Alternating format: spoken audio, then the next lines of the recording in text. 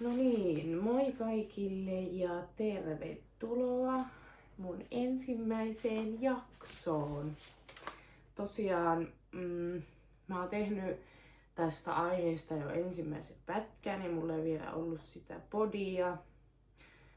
Ja nyt sitten teen eka podijakson ja katsotaan, jos mä saan yhdistettyä tosiaan sen ekan pätkän myös tähän.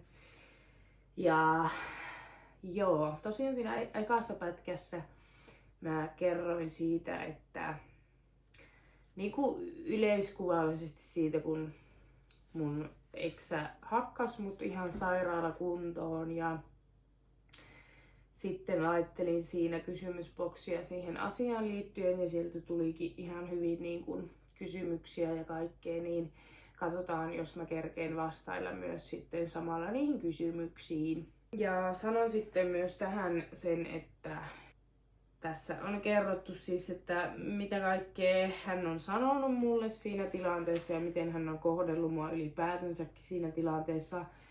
Joten nämä asiat voi olla aika raskaita, että en välttämättä, jos oot alaikäinen, niin halua, että kuuntelet tätä, tai jos oot mun sukulainen tai joku, niin näin. Ja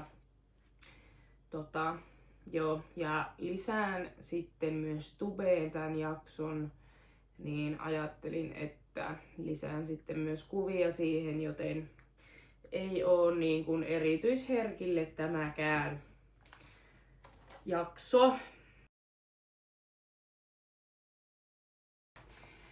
Hän on tehnyt entiselle naisystävälleen Amanda Aspegrenille ruumiillista väkivaltaa tämän asunnossa lyömällä keittiön tuolilla 2 eri kertaa lyöntiin osuessa Aspegrenin käsiin ja jalkoihin.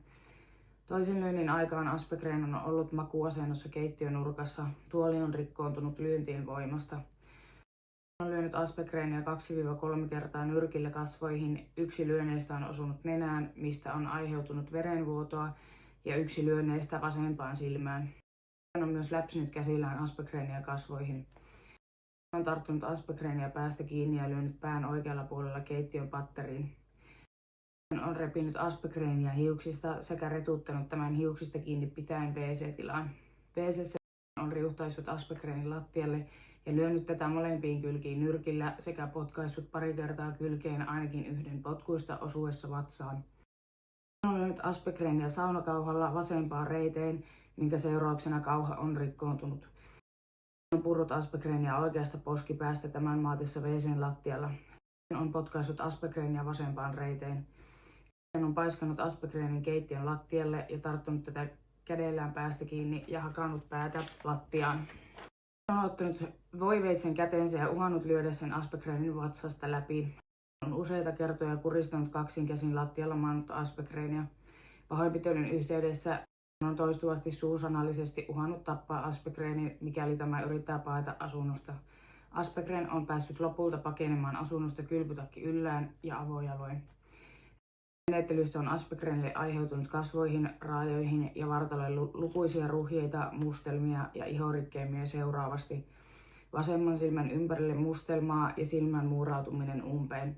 Vasemman olkavarren yläosaan ja vasemman reiden ulkosyrjälle koukkaat mustelmat. Oikean jalkaterän alueelle ja nilkan etuosaan pienemmät mustelmat. Vasemman käden pikkusormen kämmenluun alueelle turvotusta ja arkuutta. Molempien silmien ympärille aristusta. Oikean ohimoon ja vasempaan alaleukaan arkuutta, suun aukaisemisen kivuliaisuutta, kaulalle kipua sekä puristusjäljeksi sopivia nirhaumia ja mustelmia. Pahoinpitely on tehty erityisen raa'alla tavalla potkimalla maassa makaavaa asianomistajaa. Pahoinpitelyä on pidettävä kokonaisuutena arvostellen törkeänä ottaen huomioon teossa käytetyt eri astalot. Usean erilaatuisen väkivallan kohdistaminen asianomistajan päähän, teräaseella uhkaaminen sekä teon kesto. Tässä oli niinku tää teon kuvaus siitä keissistä ja ne kuvat, mitä mä laitoin siihen edelliseen reelsiin, niin ne on ainoastaan niinku tästä kerrasta, mikä tässä on nyt kuvattu. Ja sitten on niinku, totta kai kun me ollaan 3 vuotta oltu, niin lukuisia kertoja siinä aikana, kun se on karsinut mun päälle jollakin tasolla. kun meillä oli sitä on-off-suhdetta, että kun mä olin joskus meidän offikaudella niin harrastanut toisen miehen kanssa, niin tämä asia oli jo keskusteltu kerran läpi aikaisemmin. Siitä oli varmaan melkein vuoden päivät aikaa. Ja tällä hetkellä, kun tämä tapahtui, niin oltiin myös offikaudella ja hän oli nähnyt tätä kyseistä miestä sitten baarissa ja triggeröitynyt siitä. Ja tuli baarista suoraan mun oven taakse ja sitten ei meillä ollut siinä ollut mitään riitaa tai muuta, niin mä päästin sen sisälle ja sitten alkoi toi keissi. Se on niinku se syy. Ja aivan sama periaatteessa mikä se syy olisi ollut, niin että se todellakaan ei sulla ole mitään syytä käydä toisen ihmisen päälle tuolla tavalla. Nyt kerron sitten sen oman tarinan ja käytän tässä näitä mun kuulustelupöytäkirjoja, koska on paljon helpompi siitä lukea tuota asiaa, ennen kuin alkaa selittää sitä kokonaan itse, niin tulee ehkä vähän selkeämmin. Tämä tapahtui viime lauantain ja sunnuntain välisenä yönä kotonani Keminmaassa. Entinen miesystäväni yritti soitella minulle yön aikana. Hänen koira oli minulla tuolloin hoidossa. Hän soitti yhteensä 7 kertaa, joihin yhteen vastasin. Puhelu oli jotenkin epämääräinen, enkä saanut hänen puhelusta mitään selvää. Yritin kysyä hänen asiaa, mutta hän löi luurin korvaan. En osaa tarkkaa aikaa sanoa, mutta joskus kello 4 jälkeen heräsin siihen, että joku hakkaa asuntoni parvekkeen ovea. Huomasin, että se oli hän. Päästin hänet lopulta sisään. Sisään tullessaan hän sanoi mulle, että meidän pitää nyt Amanda jutella parista jutusta. Sitten ensimmäinen asia, minkä koko ruljanssista muistan, on se, kun hän nousi keittiön pöydän toiselta puolen ylös ja käveli lähemmäs minua ja tarttui kaksin käsin vieressä olleeseen puiseen keittiön tuoliin. Hän kohotti sen ylös lyömäasentoon. Olin tuossa vaiheessa tavallaan keittiön tason ja pöydän välissä. Hän löi minua tuolilla. Kärkäsin mennä tavallaan niin kuin sikiöasentoon. Suojasin käsilläni päätäni, kun ensimmäinen isku osui käsiin ja jalkoihin. Rojahdin lyönninvoimasta lattialle keittiön nurkkaan. Tuolin jalakset irtosivat lyönnin voimakkuudesta. Tuolissa oli puiset jalakset, mutta muuten se oli aika lailla kauttaaltaan pehmustettu. Makasin keittiön nurkassa ja näin, kuinka hän otti tuolista paremman otteen ja löi minua uudestaan. Isku osui käsiin ja jalkoihin. Sen jälkeen minulla on aika sekavat muistikuvat kaikista tapahtumista, mutta seuraava muistikuva minulla on, että olen ollut keittiön puolella ja hän eteisessä.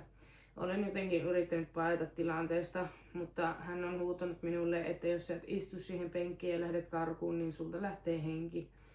Sen jälkeen olemme jossakin vaiheessa istuneet taas keittiön pöydän ääressä. Hän istui minua vastapäätä, eikä keittiön pöytä ollut välissämme. Hän kävi koko ajan sitä asiaa läpi ja kyseli multa kysymyksiä. En enää muista, mitä se kyseli. Sitten se moksautti mua pari kertaa nyrkillä. Ensimmäinen nyrkin isku tuli alakautta suoraan nokkaan. Yritin totta kai suojata käsilläni itseäni miten pystyin, mutta se sanoi, että otan ne kädet pois naaman edestä tai mä katkon ne. En muista iskujen lukumäärää, mutta sain ainakin 2 tai 3 nyrkin iskua kasvojeni alueelle. Lisäksi läpsi minua kasvoihin molemmin käsin ja sain iskun vasempaan silmääni. Mutta en ole varma, että löikö se mua vielä nyrkille vai kyynärpäällä. Nokasta valui paljon verta. Koko kroppani oli ihan veressä. Istuin vielä tuossa vaiheessa penkille ja kun tarttui minua päästä ja iski pääni oikealla puolella olevaan keittiön patteriin. En muista, että osuiko patteri mua kasvoihin vai päähän. Sen jälkeen hän tarttui mua hiuksista kiinni ja huusi, että tajuatko sä, että jos mä oikeasti hakkaisin sut, niin susta ei olisi mitään jäljellä. Sitten hän huusi, että lähdetäänpä vessaan katsomaan, miltä näytät.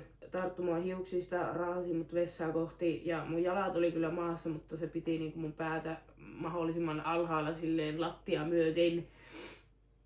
Ja vessaan päästyä hän huusi, että kato nyt ittees. Se piti mun päätä niinku hiuksista piti näin. Ja niinku piti mun naamaa siinä, että mä katon itse siitä peilistä. Ja sen jälkeen se riuhtasi mut siihen maahan. Ja sitten mä makasin siinä vessan lattialla ja se tuli siihen viereen kyykkyyn istuu ja huusi, että luuletko sä, että sä saat jotakin sääliä tosta.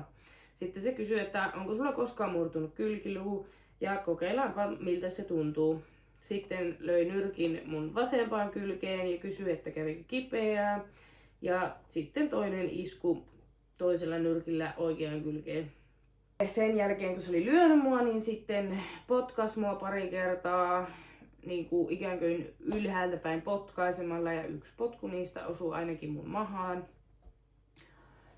Sitten se käski mun mennä suihkuun, koska mä näytin niin hirveältä.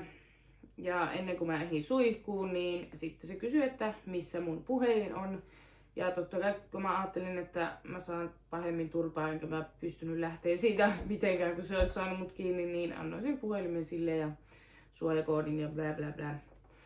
Pääsin lopulta sinne suihkuun, mutta en saanut sielläkään olla rauhassa. Seisoi koko ajan vessan ovella ja luki puhelimen viestejä. Arvasin, että on aivan sama mitä viestiä se puhelimesta löytää, niin hän raivostuu kuitenkin. Ja niin kun noissa tilanteissahan se on just se, että se on aivan sama, että no tässä on yksi esimerkki, että mun parhaan ystävän mies oli lähettänyt mulle viestiä, että haetaanko he sieltä ruokaa. Niin se siitäkin raivostui ihan saatanasti, että se olisi oikeastaan niin kuin aivan sama, että mitä se sieltä puhelimesta löysi, niin se raivostui niistä jotenkin, koska ei sen viestin tarvinnut olla kuin tommonen. Niin ja sitten siellä puhelimessahan toki myös oli mun niinku vuosien takaisia viestejä niinku kaikilta mun poikapuolisilta kavereilta ja miltä ikinä lie, niin periaatteessa kun sä oot tommosen ihmisen kanssa, niin vaikka te ette olisi ollut yhdessä, niin kaikki sun tekemiset silti kuuluu sille, tai sä oot jotenkin se omaisuutta tai jotenkin, en mä tiedä, sairasta. Mutta joo, jatketaan. En sitten muista mitä kaikkea siinä tapahtui, mutta joko ennen tai jälkeen suihkuun menoa otti saunakauhan ja löi sillä aivan täysillä vasempaan reiteeni. Lyönti aiheutti kovasti kipua. Se saunakauha on arviolta noin 50 senttimetriä pitkä. Siinä on punainen kahvaosa, josta lähtee metallivarsi, jonka toisessa päässä on metallinen vesikauha. Saunakauhan vesikauha osui minua reiteen. Saunakauhan metallinen vesikauha irtosi lyönnin seurauksena. Myös puri minua kasvoista. En muista tätäkään, että tapahtuiko se ennen suihkua vai sen jälkeen. Muistan vain, että makasin vessan lattialla, kun puri minua oikeasti poskipäästä. Samalla hän huusi, että hän puree siitä palaan irti. Jossain vaiheessa pääsin pois suihkusta, laitoin saunotakin päälle ja kävelimme keittiöön. Se kysyi, että onko reisi kipeä. Vastasin, että on. Se kysyi, että mistä. Näytin hänelle kipeän kohdan, jonka jälkeen hän hypähti ja otti ikään kuin vauhtia ja potkaisi aivan täysillä oikealla jalallaan sivukautta suoraan siihen kipeään reiteeni. Hänen oikea jalkapöytä iskeytyi vasempaan reiteeni juuri siihen kohtaan, johon hän oli aikaisemmin lyönyt sillä saunakauhalla. Kipu oli tosi paha.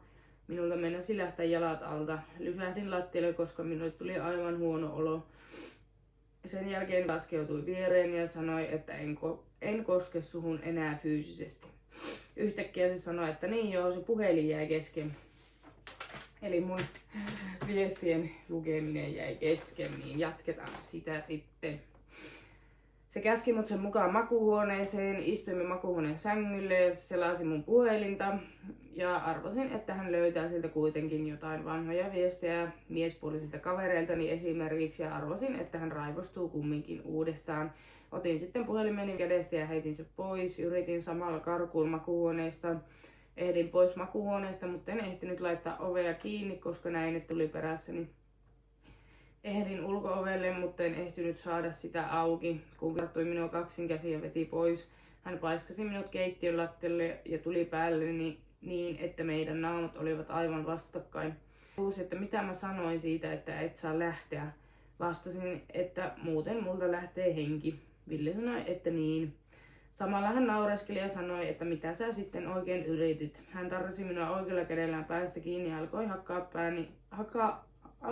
hakkaa pääni oikeaa puolta lattiaa vasten. Samalla hän löysi jostain joko lattialta tai pöydältä käteensä voiveitsen ja sanoi, että lyön tämän sun mahasta läpi.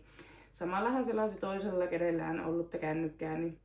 Aloin miettiä, että mun on pakko päästä pois siitä tilanteesta.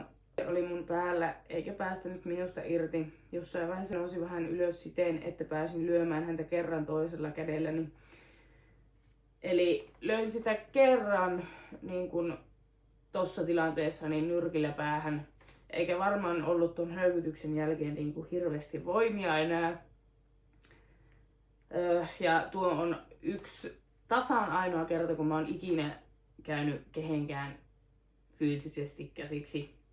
Hän nousi siitä sitten ylös, olin selälläni lattialla ja kohotin jalkani kohti häntä. Hän seisoi puhelin toisessa kädessä ja veitsi toisessa. Kerran hän yritti tulla päälleni, mutta käänsi jalkani nopeasti häntä kohti, jolloin hän peruutti ja sitten hän meni olohuoneeseen ja alkoi selata puhelintani. Siinä vaiheessa pääsin pakenemaan asunnostani ja juoksin kylpytakki päällä ulos. Lähdin avojaloin juoksemaan pyöräteitä pitkin läheiselle omakotitaloalueelle. Tosiaan mä juoksin siihen omakotitaloalueelle, mikä oli siinä, siinä mun asunnon lähellä. Ja siinä mua ajoi taksi vastaan ja mä olin avojaloin siellä ja mä yritin sille heiluttaa, mutta se ajoi mun ohi. Ja se kääntyi aika lähelle siihen yhteen omakotitalon pihalle ja sitten mä juoksin sinne ja mä olin vasta, että voitteko auttaa mua. Ja sitten ambulanssit ja poliisit tuli siihen ja mut vietiin sairaalaan. Sairaalassa lääkäri totesi minulle mustelmia ympäri vartaloa. Lisäksi käteni ovat olleet niin kipeät, että minun on ollut hyvin vaikea nostaa niillä mitään. Käsissäni on paljon mustelmia, mutta en tiedä yhtään, että missä vaiheessa pahoinpitelyäni ovat tulleet. Lisäksi alaselkäni on ollut tosi kipeä. Myös päätäni särkee kovasti. Lääkäri ei diagnosoinut mitään vakavimpia vammoja. Joo, ja sitten siinä oli semmonen homma, että tosiaan kun ne poliisit meni sen jälkeen mun kämpälle, kun mut vietiin sairaalaan, niin sitten tosiaan tää henkilö oli siellä ollut vielä, ja sehän oli tehnyt sillä tavalla, että toinen partio oli mennyt etuovelle ja toinen takaovelle, sitten hän oli sieltä takaovelta sanonut, että se takaovi on rikki, että hän ei voi aukaista sitä takaoven lukkua, niin sitten tämä toinen poliisi oli mennyt sitten myös etuovelle, niin hän oli sitten karannut sieltä takaovesta ja ottanut mun avaimet mukaan. Ja mennyt takaisin sinne mun asuntoon, koska sitten seuraavapäivänä mun kaveri tuli hakemaan mut sieltä sairaalasta. Ja hänellä oli mun vara-avain ja me mentiin sinne mun kämppään, koska koirat oli siellä. Niin heti kun mä avasin sen mun sen oven sillä avaimella, niin mä kuulin vesihana ääniä. Ja sit se oli siellä kämpässä ja mehän juostiin tietenkin takas autoon ja soitettiin poliiseille ja niillä kesti 3 varttia tulla. No sitten se oli mennyt siinä ajassa takas, tai siis karannut taas sieltä kämpästä siinä ajassa, kun ne poliisit tuli ja ottanut mun kotiavaimet taas mukaan. Ja sitten mä olin siinä varmaan viikon melkein mun kaverin luona sen jälkeen, koska ei ollut oikein semmonen fiilis, että olisin halunnut siellä kotona olla. Ja sitten se laitteli mulle jotakin viestiä niin sen jälkeen, missä se pyyteli anteeksi ja kyseli myös jostakin vanhoista viesteistä, mitä se oli lukenut siellä. Ja me ei olla silloin kyllä todellakaan oltu yhdessä, kun mä oon niitä viestejä laitellut. Niin vielä ton jälkeenkin niin kyseli vaan, pyysi anteeksi, mutta kyseli siitä, että mitäs juttuja nämä siellä sun puhelimessa on ollut. Oli kysytty tosiaan, ja se, että minkälainen kokoero meillä on, niin painoeroa meillä on ollut varmaan yli 20 kiloa ja pituudessakin melkein 20 senttimetriä, että kyllä se toinen osapuoli on ollut huomattavasti isompi, entä minä, vaikka eihän sillä nyt periaatteessa ole mitään väliä, mutta joo, ja semmoista, ja tosiaan tämänkin jälkeen vielä, niin voitteko uskoa, palasin yhteen hänen kanssaan. Että tosi vahvasti tossa oli, että estin hänen numeron ja bla bla bla, mutta niin sitä vain palattiin takas yhteen sinne.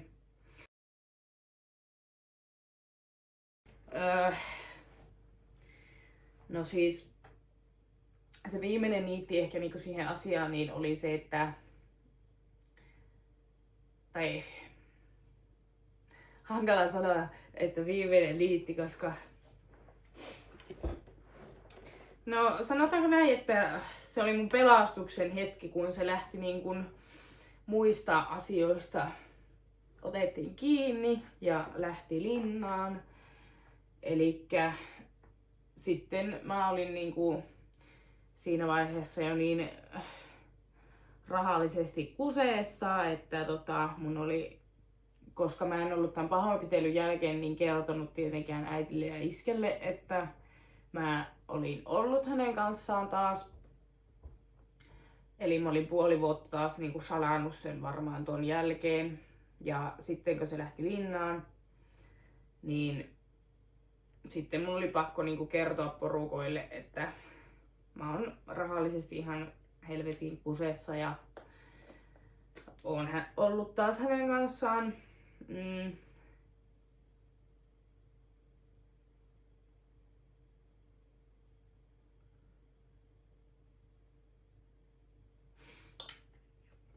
Ja no kyllä mä sanoisin, että jos äitiä ja iskää ei olisi olemassa, niin tai jos äitillä ja iskä ei olisi tommosia niin kuin ne ois, niin en tiedä, että missä olisin ja mihin olisin niin kuin päätynyt ilman heitä, mutta heidän avullaan se siitä eroon pääseminen niin kuin tapahtui, koska no mulla oli niin kuin yksi auto oli hänen nimissä, sitten koira oli niin kuin yhteinen ja kaikkea, niin äiti ja iskä niin kuin pakotti mut katkaisemaan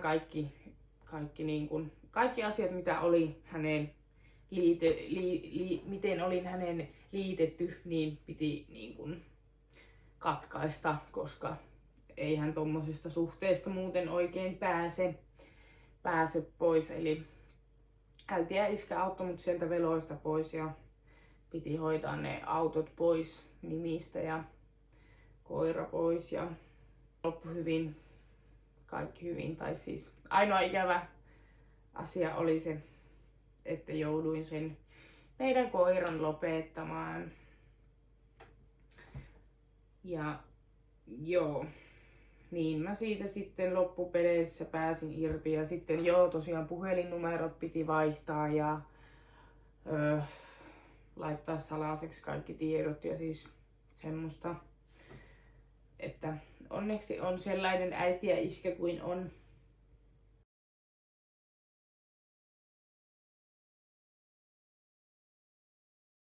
Kyllä, niin kuin tai niin kuin te kuulittekin jo tosta kuulustelukertomuksesta jo jotain, mutta sitten toki siis meidän koko suhdehan oli sitä, että se oli sitä verbaalista ja henkistä väkivaltaa niin kuin suurimmaksi osaksi. Ja sillä tavalla, vaikka nyt sille ei todellakaan mitään syytä, että miksi näitä, tai miksi sä saisit käydä toiseen ihmiseen käsiksi niin kuin millään tavalla, koska en itsekään ole sellaista ikinä tehnyt, ihan sama mitä se toinen on tehnyt, niin nehän alkoi siis ihan milloin mistäkin. Joku kerta oli sellainen, että hän niin kuin hän oli esitellyt mut joillekin sen kavereille ja sitten kun meistä tuli Facebook-kavereita, niin hän raivostui siitä, että mä vien hänen ystävät ja sitten kävi mun päälle ja mun piti poistaa mun Facebookia ja tehdä uusi, että hän oli sitten tyytyväinen. Tämän mä laitoinkin johonkin storyin, mutta sanotaan vielä tässä, että käräjillä se taisi olla 2 vuotta ja 2 kuukautta, mutta sitten hovioikeudessa niin muuttui 1 vuosi 8 kuukautta. Ei jäänyt. Mulle todettiin silloin, että mun kylkiluu, tai että mulla olisi niinku murtunut kylkiluu sen jälkeen, koska mulla oli tosi hankala nauraa tai itkeä tai tehdä yhtään mitään, koska mun kylki oli niin kipeä, niin mä kävin ensin terveyskeskuksessa ja ne sanoi, että se on murtunut. Mutta sitten mä kävin vielä uudestaan lääkärissä, koska mulle tuli aivan hirveä yskä ton jälkeen ja se oli aivan tuskaa se yskiminen niinku 2 viikon ajan. Niin mä kävin uudestaan ja se sitten sanoi, että ei se murtunut oo, että se olisi niinku vielä kipeämpi, että ne oli varmaan jotenkin niinku vaan silleen, joo. Ja sitten mulla on niinku tällä puolen tässä kasvoissa on semmoinen rustottuma, että se niinku näkyy kyllä tietyssä, kun on naama tietyssä asennossa. Ja sitten se muuttuu ihan punaiseksi aina kun mä itken, niin se tulee täyteen sellaisia punaisia pisteitä. En tiedä mistä se johtuu, ei varmaan veri kierrä siinä kunnolla tai jotain. Mutta ei onneksi jäänyt pysyviä fyysisiä haittoja, vaikka varmasti olisi ollut hyvin mahdollista, että olisi voinut jäädä.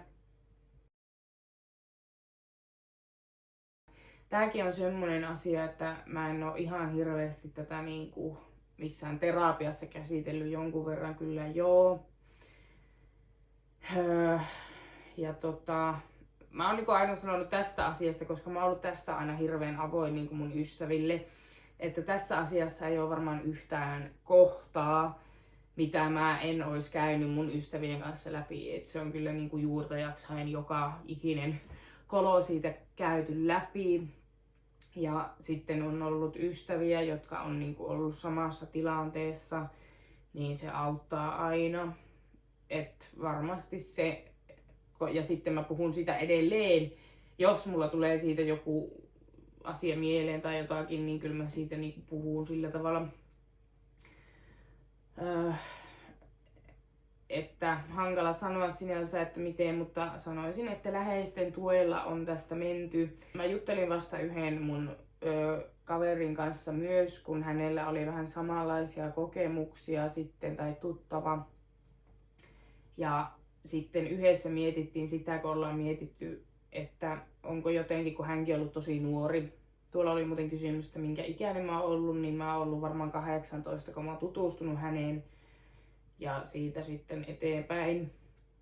Mutta tosiaan mietittiin sitä, että onko se meidän nuori ikä vaikuttanut siihen, että se on jotenkin blokannut osan niistä vahingollisista asioista, niin kuin meidän aivot on blokannut, että se ei ole ollut niin pahaa kuin mitä vaikka aikuisella olisi. En tiedä, mutta oltiin molemmat tätä samaa asiaa niin kuin mietitty.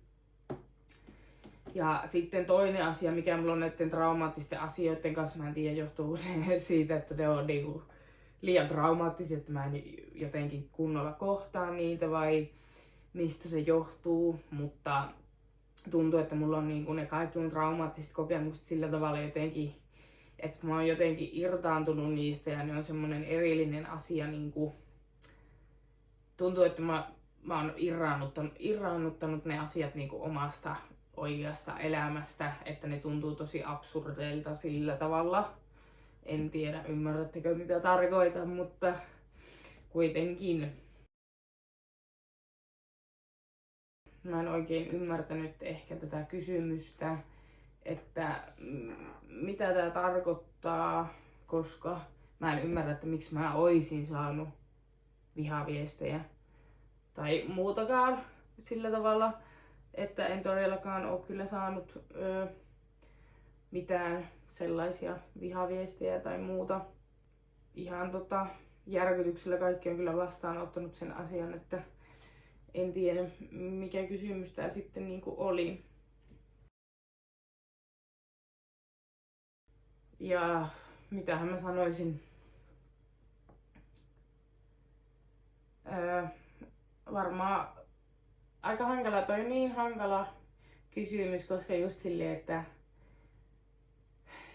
koska siinä tilanteessa olevalle ihmiselle, niin on periaatteessa aivan sama mitä sä sanot, koska kaikki on loppupeleissä sen ihmisen päätettävissä ja se on ihan sama mitä sille henkilölle sanoo, niin en halua sanoa, että sille ei ole mitään merkitystä, mutta se ei vaikuta.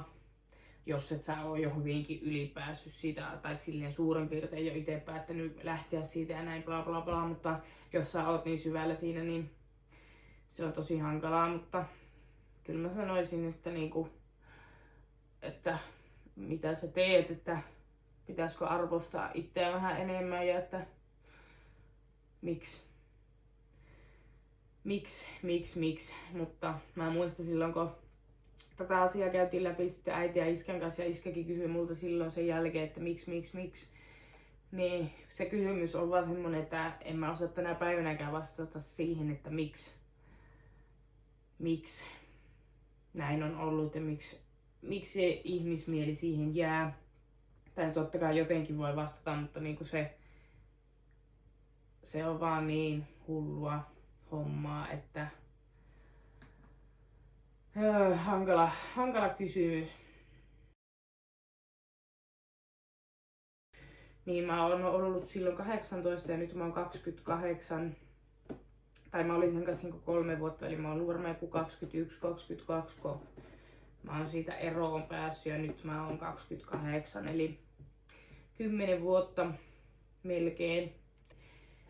Se on niin hankala, että kun mä en voi tietää, onko se niinku tämä asia vaikuttanut siihen mun suhteeseen miehiin vai onko siellä sitten myös siellä lapsuudessa niitä asioita, jotka vaikuttaa mun suhteisiin ylipäätänsä. No mut kyllä mä sanoisin, että ehkä vähän paremmin luottaisin miehiin tai mieheeni,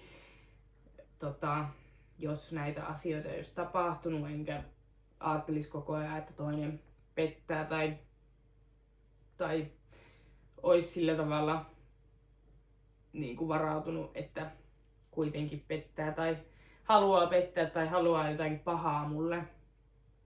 Ja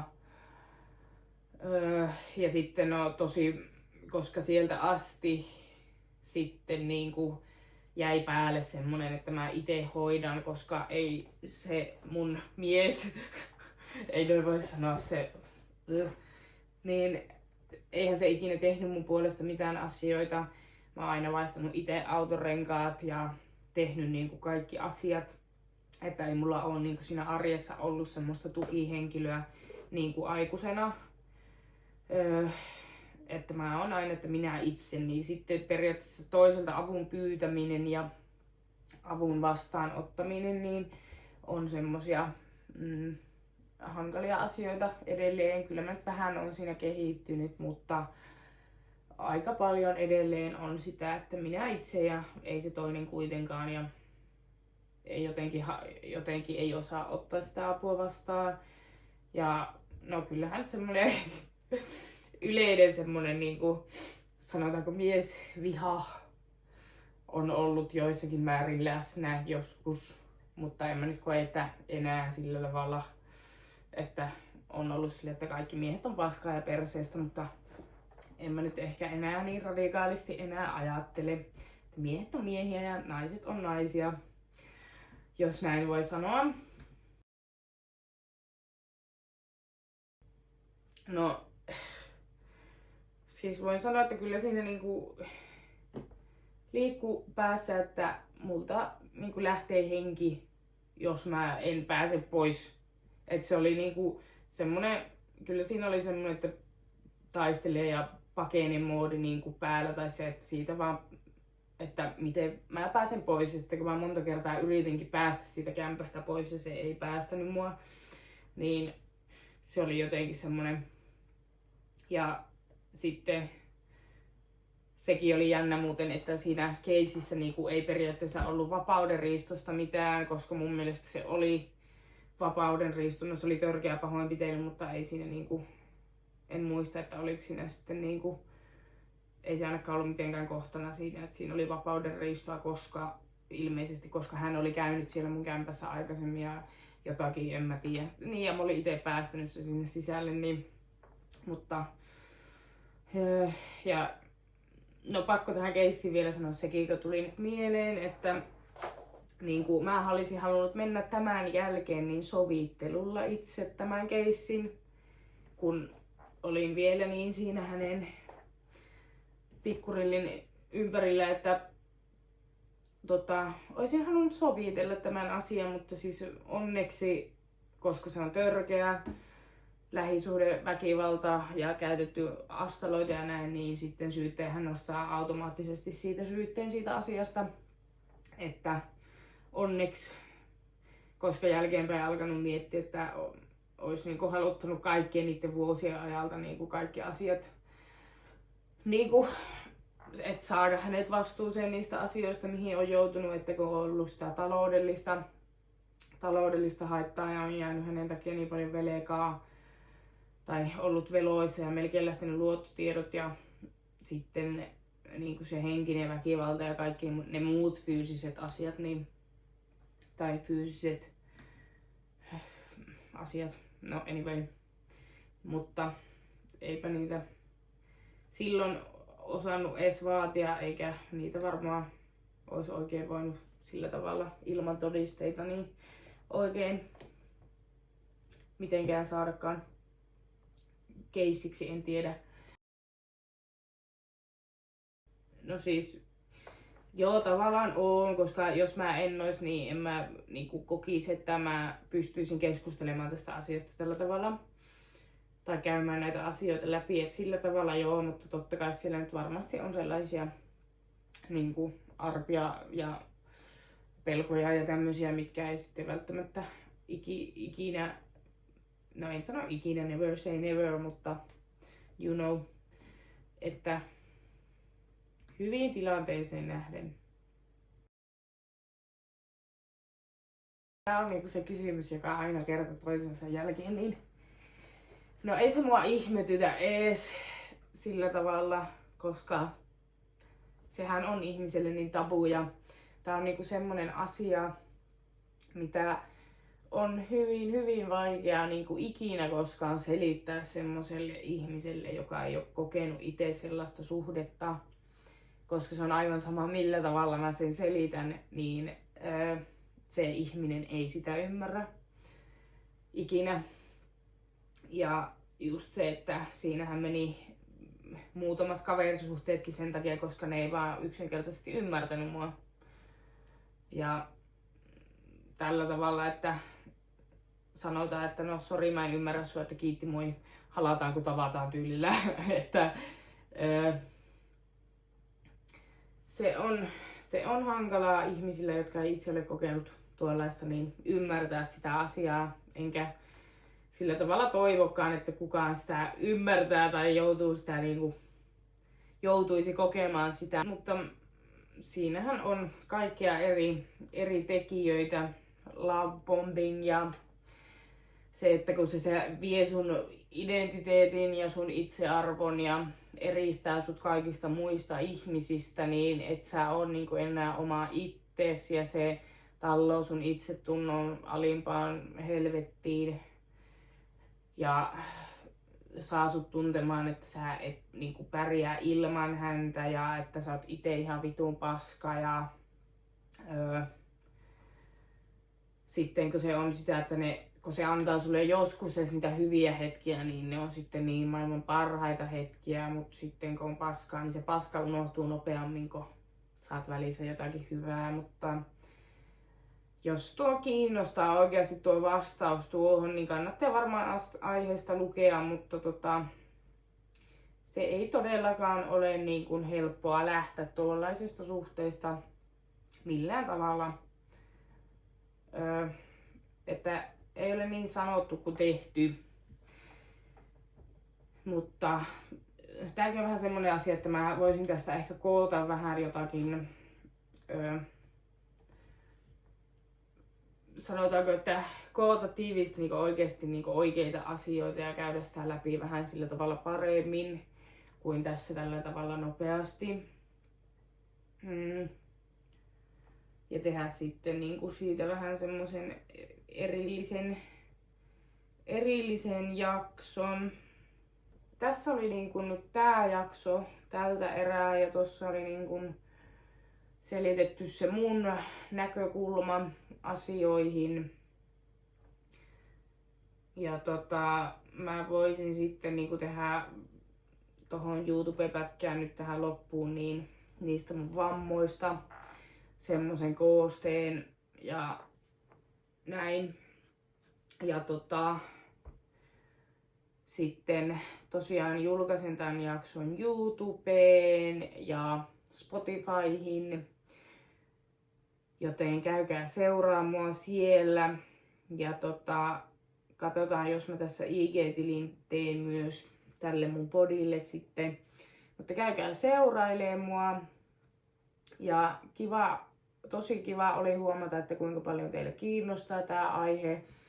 Ja laittelen tosiaan lisää aina sitten kysymysbokseja ja saa ehdotella mulle aiheita, mistä te haluaisitte kuulla juttua tai haluaisitte kuulla mun elämästä tai ajatuksista. Ja toki mä sitten alan tekemään myös tietenkin jos mä saan mun ystävät tänne vierailulle, niin katsotaan aina joku aihe, mistä keskustella. Ja varmasti tullaan käymään just näitä ihmismielen ja ihmissuhteisiin liittyviä asioita ja niistä tulee varmasti hauskoja juttuja. Ja toki sitten kun itse harrastan urheilua ja teen sosiaalista mediaa, niin kaikkia kivoja juttuja, mitä voikaan tehdä, niin siisti juttuja. Mä oon kyllä tästä tosi innoissaan, koska tykkään kuitenkin puhua ja näin. Joten pakataan tää tältä erää, vielä kuvat tähän loppuun ja kiitos kun jaksoit kuunnella ja katsellaan.